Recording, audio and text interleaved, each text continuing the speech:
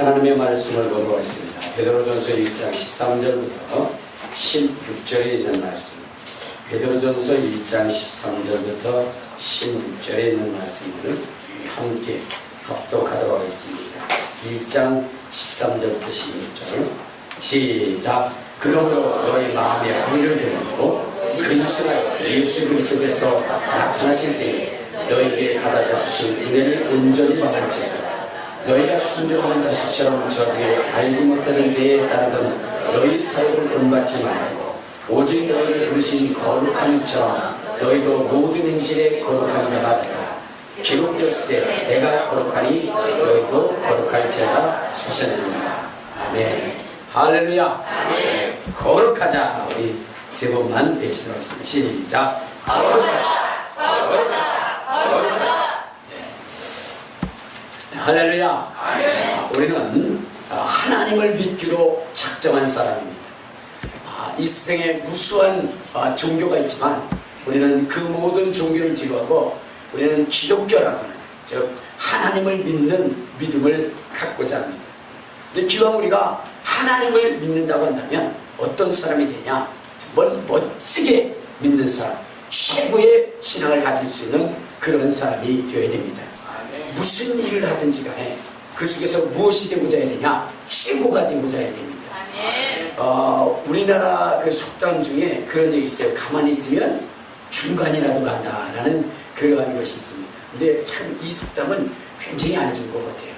기왕할 바에야 어떻게 해야 돼요? 최고가 돼야 되죠. 1등이 돼야 되죠. 여러분 요즘 올림픽이 시작이 되고 있는데 여러분 그 올림픽에서 가리고자 하는 것이 뭐예요? 최고 아닙니까? 1등. 1등한 사람이 뭘 주죠? 금메달을 주고 또 마라톤에서 1등한 사람은 면류관을 주고 그렇게 됩니다. 1등을 한다는 것, 최고가 된다는 것은 그만큼의 영광을 얻는다는 거죠. 여러분 신앙생활도 마찬가지입니다. 신앙생활도 마찬가지인데 우리가 기왕 신앙생활하는 거 어영부영한 그런 신앙생활이 아니라 뭔가 정말로 존경받을 것 그 다음에 또 뭔가 귀감이 될 수 있는 그러한 신앙생활이 되어야 된다는 겁니다.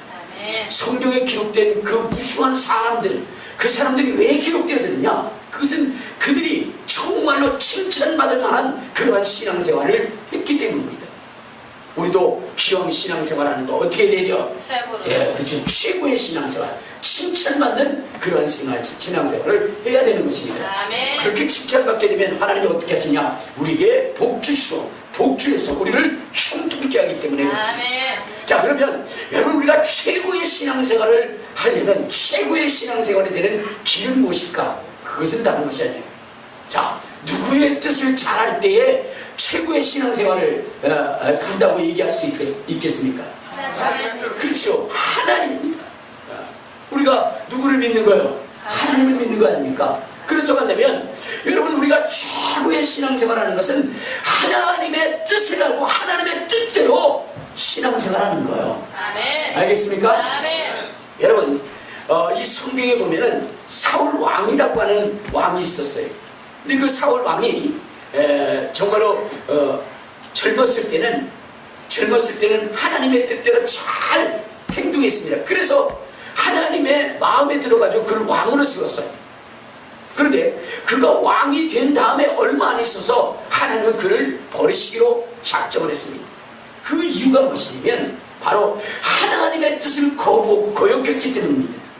하나님이 아멜렉을 진멸하라고 했는데 이 사울 왕은 그들을 진멸하지 않고 그 중에 왕을 살려두고 그리고 그 중에 좋은 그런 그 짐승들을 골라서 뒤로 빼돌렸어요. 그때 하나님이 진노하셨죠. 그래서 사무엘 선지자를 보내가지고 그렇게 얘기합니다. 어찌하여 나의 말을 순종치 아니하는가? 라고 얘기했어요. 그때 이 사울 왕이 변명을 합니다. 뭐라고 변명하냐? 그런 소리 하지 말라고. 내가 이렇게 양을 빼돌린 것은 내 일실의 영단을 위해서 한 것이 아니라 이것을 갖다 하나님 앞에 바치고 하나님 앞에 제사를 드리기 위한 것입니다 라고 이렇게 얘기했어요. 그때 사무엘 선지자가 뭐라고 얘기했냐면 하나님은 무엇을 갖다 하나님 앞에 바치고 그렇게 하는 것을 하나님이 기뻐하시는 것이 아니라 순종하는 것을 더 기뻐한다.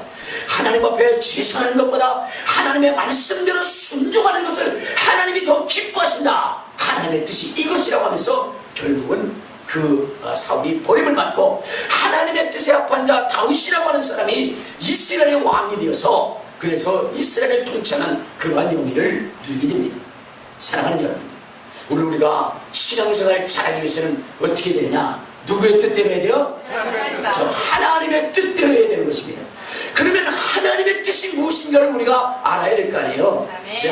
하나님의 뜻은 성경에 기록해 놨는데 뭐라고 얘기했느냐? 우리 한번 성경을 봅시다. 어디를 보시냐면 데살로니가전서 4장, 데살로니가 4장 3절 4절에 보면 이렇게 말씀하셨어요.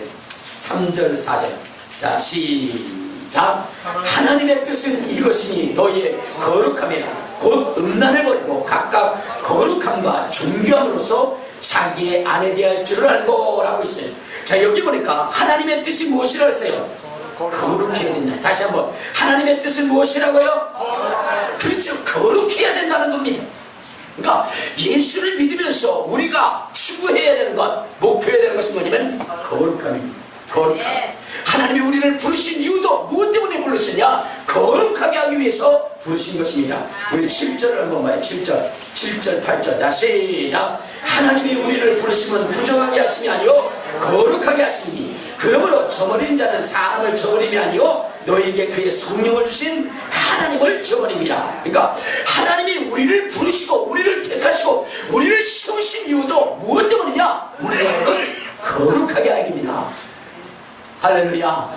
여러분, 그러면 우리가 힘써야 되는 것은 뭐라고요?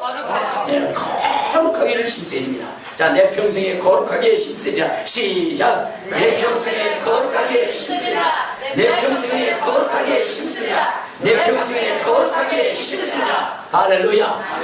여러분, 우리가 거룩해야 되는 이유가 무엇일까? 우리가 왜 거룩해야 되느냐면, 여러분, 우리가 하나님과 함께 하기 위해서는 거룩해야 돼요.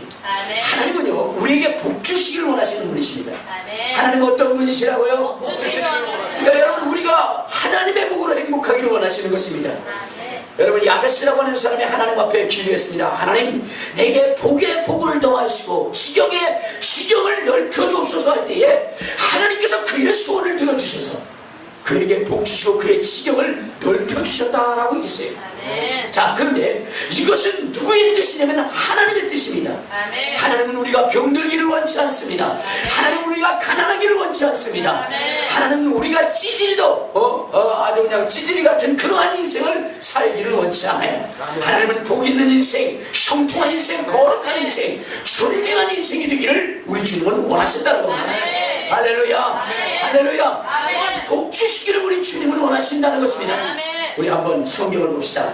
하나님께서 이스라엘 백성을 향하여 뭐라고 얘기했느냐? 우리 민수기 6장 44절에 보면 우리 하나님께서 우리의 인생을 향한 하나님의 뜻을 밝혀주셨는데 그 뜻이 무엇이냐? 민수기 6장 우리 44절을 한번 봅시다.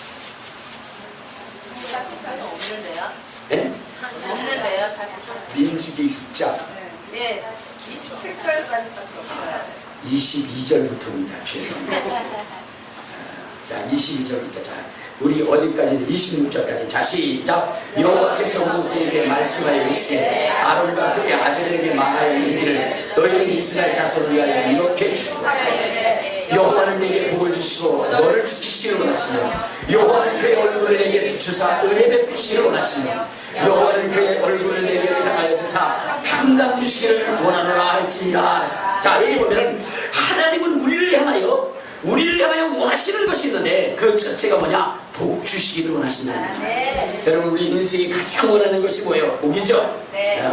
복이라는 것은 어떠한 능력이 있느냐? 그것은 뭐냐면 우리의 인생을 형통하게 하기 때문에 그렇습니다. 그러니까 우리는 복받기를 원해요. 그리고 또한 우리의 인생에 수없는 그 위경들이 있는데 그런데 하나님은 우리를 이 위경에서 지키시기를 원하신다는 것입니다. 또한 하나님은 우리에게 은혜 베푸시기를 원하시고 그리고 우리의 인생이 평안하기를 원하신다는 것입니다. 이것이 하나님께서 인생을 향한 그러한 뜻이라는 것입니다. 할렐루야. 아멘. 그러니까 여러분들이 하나님의 뜻에 분합한다면 여러분들 하세요. 복 있는 인생이 되리요. 아멘. 할렐루야. 아멘. 여러분들이 서로 만날 때 이렇게 주일에 와서 여러분들이 고백해야 되는 것은 무엇이냐면, 집사님, 내 한 주간 삶 속에 하나님께서 이러한 복을 주셨어요. 할렐루야. 이렇게 고백하는 인생이 되어야 된다는 겁니다. 아멘. 오늘 그렇게 고백하셨습니까? 목소리가 징거지는 거 그렇지 않아요. 여러분, 또한 여러분들이 서로 만나서 간증해야 되는데, 어떤 간증을 해야 되냐? 집사님, 정말로 한 주간 동안 하나님이 나를 지켜주셨어요.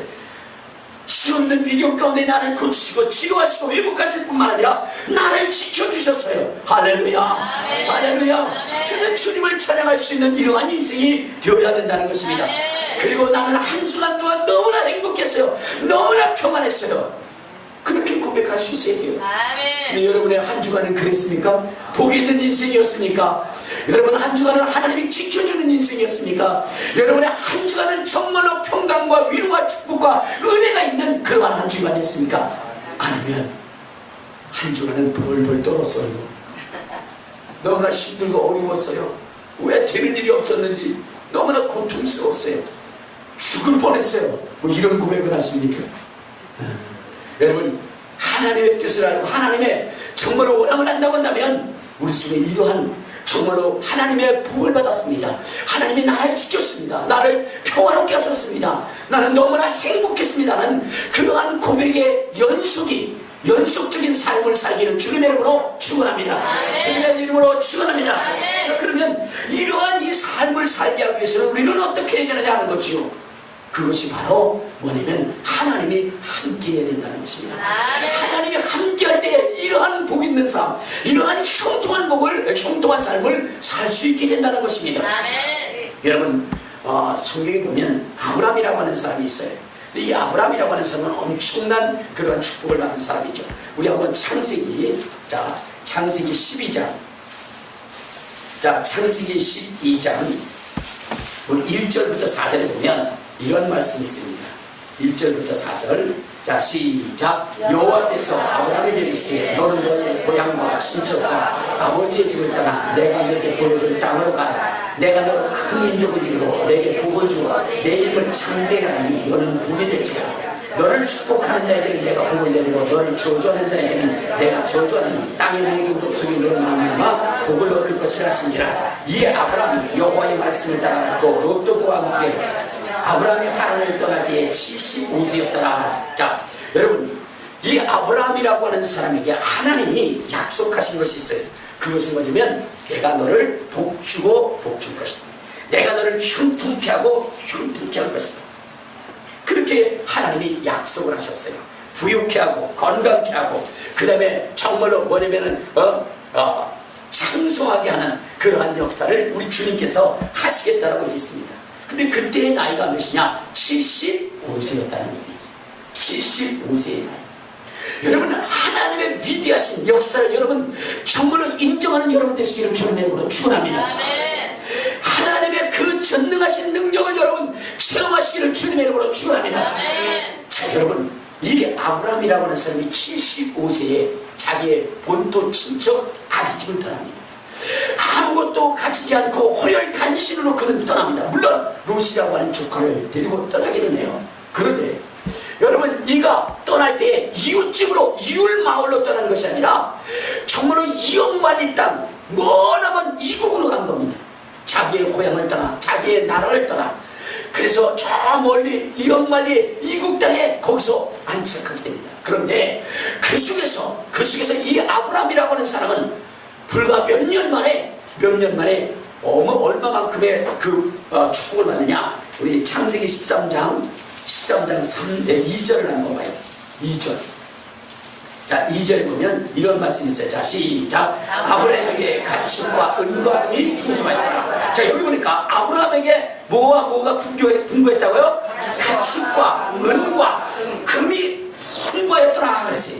풍부하였더라. 여러분, 아브라함이 지금 빈손으로 그렇게 떠난 인생인데 불과 여러분 10년도 안 됐어요. 10년도 안 된 그 인생 가운데 그의 삶에 가축과 은과 금이 풍부했더라 이렇게 얘기해요. 여러분 이것은 도저히 일어날 수 있는 그러한 상황이 아닙니다. 여기서 생각해보니까 여기서 은과 금이 풍부했더라니까 가축이 한 10마리 정도 되고 은이 그래도 한 1kg 정도 되고 금이 금가락지 한 2개 정도 되고 뭐 이런 얘기가 아닙니다. 여러분 이가 가진 이 부유가 얼마나 크냐 우리 한번 성경을 보시는데 자 창세기 14장을 한번 봐요. 이 아브라함이 얼마나 부자가 되어졌는가 하면 보면 우리 창세기 14장 우리 14절을 한번 보면 자 시작. 아브라함이 그의 조카가 사로잡힘을 듣고 집에서 길리고 훈련된 자 318명을 거느리고 단까지 쫓아가서 하고 있어요. 자 아브라함이라고 하는 사람이 지금 가나안 땅에 머무르면서 그러면서 그가 은금과 육축이 풍성하였다라고 했는데 여러분 어느 정도의 풍성함이냐면 이런 겁니다. 이제 조카 롯이 소돔 땅에서 사로잡혔어요. 그 이야기를 듣고 이 아브라함이 군사를 들고 가는데 가병을 들고 가는데 몇 명이었냐면 318명이었어요. 그 사람은 집에서 길리고 훈련된 자라고 이렇게 얘기했는데 여러분 그 가정에 지금 아브라함이 어때요? 롯을 구하기 위해서 데려간 그 군사가 318명이라고. 여러분 재산을 지키는 그 가병들이 몇 명이라고요? 318명이라고. 근데 지금 가병이 318명밖에 없을까요? 그렇지 않겠죠. 318명만 데리고 갔지 나머지는 또 지켜야 할 사람들이 있을 거 아닙니까? 그러면 최소한 여러분 이 아브라함의 가정에는 가병이 몇 명 정도가 있었냐? 한 500명 정도가 있었을 것 같아요. 500명. 여러분 지금 75세의 나이에 정말로 본토 친척 아비집 나라를 떠났어요. 근데 미국 땅에 가서 얼마 되지 않아서 이렇게 엄청난 부를 그가 갖출 수 있었던 기결이 무엇이냐? 그것은 다른 것이 아니라 그가 하나님과 함께 하셨기 때문입니다. 하나님이 그를 도와주셨기 때문입니다. 여러분 한번 생각해 보세요. 우리나라 사람들이 미국에 첫 이민을 갈 때 얼마나 가난하고 고통스럽고 괴로운 인생의 삶을 살았습니다. 그들은 그래서 그래도 우리나라에서 최고의 그런 교육을 받고 그리고 뭔가 정말로 사회적 지위 위치가 있었던 사람들이 저 미국에 이민 가서 여러분 가서 잘 살고도 했지만 그러나 그 속에서 그들이 한 것이 무엇입니까? 청소하고 접시 닦고 그러면서 숱한 고생을 했어요. 여러분 파독 간호사들 이야기 여러분 들었죠? 간호사라고 한다면 그래도 우리나라에서 어때요? 최고의 그런 대학을 다니면서 그러면서 그 속에서 의학에 대해서 학문을 깨치는 사람들 아닙니까? 근데 그들이 독일에 가서 그래서 거기에 자리 잡기 위해서 살았을 때 여러분 그들이 무슨 일을 했다고 그랬어요? 시체 닦는 일을 했다. 가장 천하고 힘들고 고단한 그러한 일들을 행했다고 그랬잖아요. 그렇기 때문에 그 이민 첫 세대들은 여러분 정말 참혹한 만큼 그러한 고난들을 당했던 것입니다. 지금이야 그래도 한 세대가 지나고 그러니까 두 세대가 지나고 그러니까 어느 정도 살만할지는 모르지만 그러나 첫 세대들은 그렇게 힘든 겁니다. 그런데 이 아브라함이라고 하는 사람은 75세에 아무것도 가지지 않고 그리고 뭐냐면 이민을 떠난 거예요. 근데 그곳에서 이렇게 엄청난 가병만 한 500명 정도를 그렇게 거느리고 살 만큼의 은군과 육축이 풍성했다는 것은 여러분 이건 기적 중의 기적입니다. 그런데 이러한 이 기적의 역사를 이룰 수 있었던 그 근본적인 이유는 무엇이냐? 바로 하나님이 그와 함께 하셨기 때문입니다.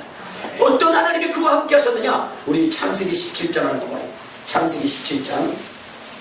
자, 창세기 17장 1절 2절을 보면 이런 말씀이 있어요. 자, 시작. 아브라함이 99세 때 여호와께서 아브라함에게 나타나서 그에게 이르시되 나는 전능한 하나님이라 너는 내 앞에서 행하여 완전하라. 내가 내 언약을 나와 너의 두 사이에 두어 너를 크게 번성하리라 하시니. 자, 하나님이 그와 함께 하셨는데 어떤 하나님이냐? 전능한 하나님. 할렐루야.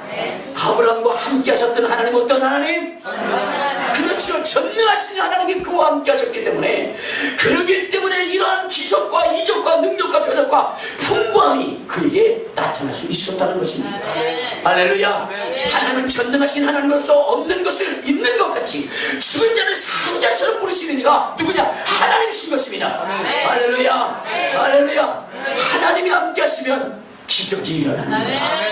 하나님이 함께 하시면 역사가 일어나는 겁니다. 내 친구 목사도 이제 이민을 갔어요. 그래가지고 이제 영주권도 얻었고, 이제 모든 저기들이 다 시민권도 얻었고, 지금 자기만 지금 시민권이 남아있대요. 그런데 정말로 그가 그 이민을 가가지고, 그래가지고 어떻게 되느냐? 여러분, 그 미국 사회를, 그 플로리다 지역을 깜짝 놀라게 할 만큼의 그런 역사들을 바로 나타나게 된 거예요. 그것은 다른 것이 아니라, 거기엔 자녀가 넷이었는데 아들 셋에 딸 하나, 아들 셋에 딸 하나, 거기는 애들만 낳았어요. 근데 어쨌든 간에 미국에 들어가가지고 그래가지고 하는데, 하나님께서 그를 돕고 그를 역사를 하는데 얼마나 그 자손들을 지혜롭게 하시고 능력 있게 했는지, 여러분, 그 애들이 들어가가지고 하버드 대학에 들어갈 만큼, 그런데 하버드 대학에 들어가지는 않았어요. 왜 그러냐면, 하버드 대학에 들어가려는데, 하버드 대학 다음으로 프린스턴인가? 무슨 대학이? 프린스턴 맞아요? 내가 지금 머리가 나빠가지고. 그 대학에 들어가서, 왜 그 대학에 들어가면 전액 장학금을 준다고 그래서. 그래서 거기에 들어갔어요. 거기서도 아주 두각을 나타내가지고, 그래가지고 지금 뭐냐면, 연방 판사를 하겠다라고, 지금 연방, 그 대법원 판사인가요? 그 밑에서 지금 일을 하고 있어요. 그래서 저한테 그 연방 대법원 판사하고 같이 사진 찍은 것을 보여주더라고요. 사실 그 불가능한 건데, 근데 그 애들이 다 그렇게 잘 됐어요. 참 너무나 힘들고 어려운데, 새벽 기도에 가가지고 막 기도를 해서 6시간 동안 기도를 하고 나서, 왜냐면 너무나 힘들고 어려운 삶을 여기서 살았거든요. 그래서 살다가 그 다음에 나중에 가가지고 왔는데, 6시간 동안 기도를 딱 하고 나서 나오는 거예요. 왜? 한 끼 먹을 수 있는 라면도 조차도 없어요. 그러면서 신학을 다녔어요. 근데 그다 딱 나오면서 노래가, 저절로 노래가 나오더라고요. 기도를 6시간 하고 나니까. 6시간 하고 나오는 노래가 뭐냐? 인생은 나그네 길 어디서 왔다가 어디로 가는가. 그 노래가 6시간 기도하고 나니까 나오더래요. 주님이 주신 은혜로운 찬송이라고 너무나 멋있게 부르면서, 참 복음성가도 참 잘 졌다 그랬더니 옆에 있던 청년이, 전도사님, 그거 복음성가가 아니고 그거 유행가거든요. 유행가하고 복음성가도 구분 못하는 애였어요. 자, 그럼에도 불구하고 그가 하나님을 전적으로 의지했더니 지금은 아주 최고의 영광을 그렇게 누리고 있습니다. 불가능을 가능케 하시는 이가 누구냐? 하나님이십니다. 하나님. 이 아브라함이라고 하는 사람도 마찬가지. 이 아브라함이라고 하는 사람도, 여러분, 그는 정말로 혼을 단식을 얻었지만, 그러나 하나님, 전능하신 하나님, 없는 것을 있는 것처럼 죽은 자를 산 자처럼 부르시는 그 하나님을 의지했기 때문에 그가 이렇게 은금과 육축이 풍성했죠. 여러분, 하나님은 우리 인생이 1000년 동안 이룩할 수 있는 일을 하루만 해도, 1년만 해도 이룰 수 있는 분입니다. 그렇기 때문에 아브라함에게 이러한 놀라운 기적의 역사를 이룰 수 있도록 그렇게 된 것입니다. 할렐루야. 하나님이 아니면 불가능했던 겁니다. 여러분, 오영식 총장님이라는 분이 계십니다. 근데 그분은 저 전남 해남에서, 전라남도 해남, 거기서 태어나셨어요. 가난한 그런 머슴의 아들로 태어났습니다. 그래서 가실로 초등학교를 졸업했어요. 근데 그는 공부하고 싶은 그런 그 마음이 있었습니다. 공부하고 싶은 마음. 그렇지만 가정 형편이 너무나 어려웠기 때문에, 그렇기 때문에 공부한다는 것은 꿈도 꿀 수 없는 것이었어요. 특히나 정말로 고등학교를 가고 대학교를 가고 그리고 유학을 갔다 와서 정말로 총장이 된다는 것은 그는 꿈도 꿀 수 없는 그러한 상황이죠. 그런데 그가 어느 날 하나님을 믿게 됩니다. 그리고 나서는 하나님 앞에 의지하면서 기도하기 시작합니다. 그리고 하나님 앞에 진심으로 기도합니다. 초등학교를 졸업하고 그 다음에 중학교를 가야 되는데 부모님은 아버지는 먹었습니다. 보내줄 수가 없는 거예요. 하루 벌어먹기도 힘든 상황이니 갈 수 없죠. 그때에 이는 포기하지 않고 글을 쓰기 시작했어요. 누구한테 글을 썼느냐? 자기가 믿는 하나님한테 글을 썼어요. 하나님 전상서, 하나님 나는 누굽니다. 그런데 내가 공부를 하고 싶은데 나는 도저히 돈이 없고 우리 아버지도 돈이 없고 그래서 내가 공부를 할 수 없습니다. 하나님 이 편지를 받는 즉시 내가 공부할 수 있도록 주께서 도와주시옵소서. 그리고 나서는 편지를 써가지고 그 다음에 편지 봉투에 넣고 그리고 붙였어요. 그리고 나서는 거기다 주소를 써놓고 받는 사람 하나님 전상서 이렇게 썼어요. 보내는 사람 오영식. 근데 그것을 딱 붙였습니다. 근데 우체국에서 그걸 분류하다 보니까 이게 뭐냐면 하나님 전상서에 넣고 이게 참 답답한 거 아니겠습니까? 이거 하나님 앞에 어떻게 갖다 줘요? 여러분 제가 이렇게 얘기하는데 여러분 가만히 있는 거 보니까 갖다 줄 수 있는 사람이 몇 분이 계신 것 같아요. 근데 그러다 보니까 어떻게 됐어요? 좀 황당하지만 그러나 어떻게 돼요? 그것이 계기로 해서 그는 공부를 하게 됐고 그 다음에 유학까지 갔다 와서 대학 촌장이 되는 이러한 역사를 이루게 됩니다. 누구로 말미암냐? 하나님으로 말미암아. 하나님. 그래서 그 편지를 딱 우체부가 보고가지고 이걸 버릴까 말까 하다가 그분이 알고 있는 목사님한테 갖다 줬어요. 목사님이 그걸 보고 나서는 그를 불러가지고 양아들을 삼아서 그를 부임을 시켜가지고 그래가지고 대학 총장이 될 수 있도록 그렇게 하셨어요. 여러분 하나님은 불가능을 가능케 만드는 겁니다. 하나님이 함께 하시면 그 역사를 이룰 수 있는 거예요. 아브라함이 그랬고 다윗이 그랬고 그리고 오영식 총장님이 그랬고 또 내 친구도 마찬가지.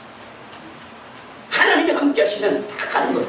그런데 하나님이 함께 할 수 있도록 하는 비결은 무엇이냐? 그것이 바로 거룩함입니다.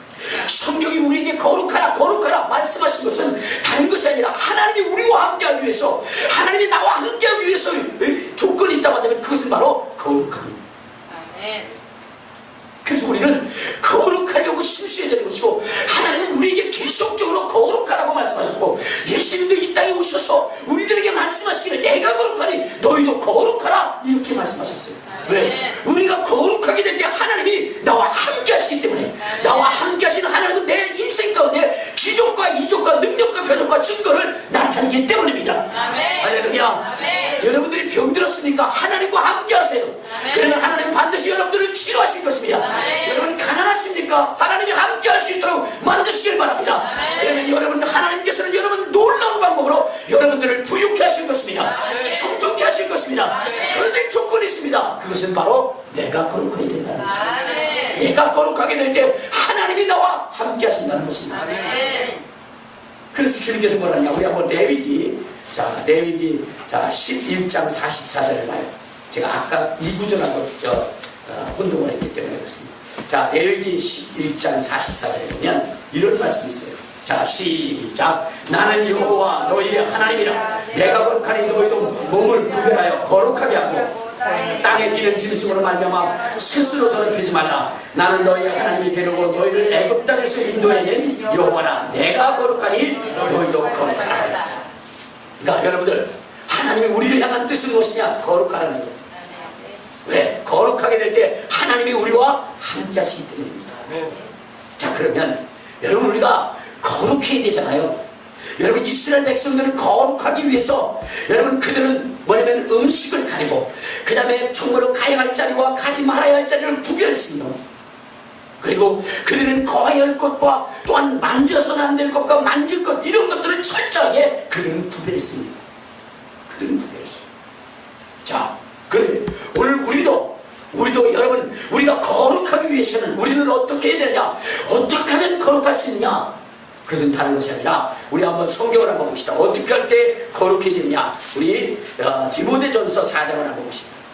디모데전서 4장. 우리가 거룩하기 위해서는 어떻게 되냐? 4장 5절을 한번 보면 거룩하는 비결이 뭐냐? 자, 시작. 하나님의 말씀과 기도로 거룩하여지리라. 자, 여러분 우리가 거룩해지는 비결은 뭐냐? 말씀과 기도로 거룩해진다는 거예요. 뭐가 거룩해진다고요? 맞습니까? 아멘. 그래 여러분들도 거룩하게 힘쓰시기 바랍니다. 아멘. 덕을 고치면 그만큼 뭐요? 하나님이 함께할 수 없는 거예요. 기적으로 함께할 수가 없는 것입니다. 제가 우리 친구 동창이 이렇게 한번 갔어요. 안 가다가 이렇게 갔는데 가보니까 참 바가니더라고요. 제가 우리 집사람한테 가끔가다 하는 얘기가 그래요. 사모님 왜요? 나는 내가 아직도 정말로 진짜 주의 종으로서 운전하지 못한 것 같아요. 좀 덜 된 것 같아요. 이렇게 얘기해요. 왜 그러신 거예요? 왜냐면 내가 자꾸 어떤 데 막 이렇게 막 속에서부터 혈기가 올라오고 막 어떤 데 막 신경질도 나고 짜증도 나고 막 그래요. 그래가지고 내가 이 주의 종으로서 운전하지 못한 것 같아요 라고 그렇게 얘기를 했어요. 근데 여러분 어느 순간인가 내가 정말로 많이 깨끗하고 많이 거룩해졌다는 것을 느낄 때가 있어요. 그것이 뭐냐면 동천이었어요. 그 이유가 뭘까? 내가 항상 하나님의 말씀을 가까이 하고 항상 하나님 앞에 기도하다 보니까 이제는 그 누구 추한 말이나 그리고 희롱의 말이나 그리고 비판의 말이나 그리고 이런 악한 말들을 자꾸만 뭐냐면 내 삶에서 벗어버리자. 그리고 또한 먹는 일에도 가려서 먹으니 이것저것 다 먹으려 하지 않습니다. 요즘 보면은 건강하기 위해서 막 그냥 스태미나 음식 뭐 이런 것들을 막 먹잖아요. 그렇죠? 그래도 정말로 하나님께서 원하시는 그런 삶을 살기 위해서 먹는 것에서도 또한 말하는 것에서도 또한 가는 곳에서도 조심스럽게 합니다. 여러분들 어때요? 아무데나 다 가죠? 이렇게 더울 때는 노래 부르면서 신나게 돌려야 좋은 거예요. 집사님 이따가 문 한 번 가자 뭐 이러면서 그렇게 하는 분들이 두 분 계셔요. 우리 그런 거 하지 말아야 돼. 룸사람을 가거나 이런 곳에 가지 말고 우리는 뭐냐면 정말로 경건하고 거룩하게 살려고 노력을 해야 됩니다. 여러분 LED라고 하는 이 전등 있잖아요. 여러분 전기는 똑같은데 과거에는 빨간 전등 있잖아요. 저 정부당화 그쵸? 백연등 그거 있을 때는 이렇게 환하지 않았어요. 열만 됐다 놨지 밝기는 어두웠어요. 근데 그 다음에 형광등이 나니까 그 형광등은 백연등보다 더 밝았죠. 그쵸? 근데 LED가 나오니까 이제는 어때요? 형광등보다 LED가 더 밝아요. 똑같은 전기인데 그 밝기에 차이가 있어요. 여러분 마찬가지입니다. 우리가 똑같이 하나님을 믿는데 어떤 사람은 하나님의 역사를 아브라함처럼 체험하고 다윗처럼 체험하는데 어떤 사람은 전혀 체험하지 못하는 그런 사람이 있어요. 그 기준이 뭐냐? 거룩함입니다. 거룩한 지극히 거룩한 사람 가운데는 하나님의 그 전능한 능력이 그대로 다 나타나요. 근데 죄로 가득 차 있는 사람은 그 죄 때문에 방해를 받게 되어지는 거예요. 그래서 역사가 나타나지 않는 것입니다. 그래서 거룩하게 힘쓰라는 겁니다. 이 순간 기도할 때 주님 나 거룩하게 힘씁니다. 그래서 하나님의 전능한 능력을 체험하기를 원합니다. 주님 함께 해달라고 주여 한번 통성으로 기도하시겠습니다. 주여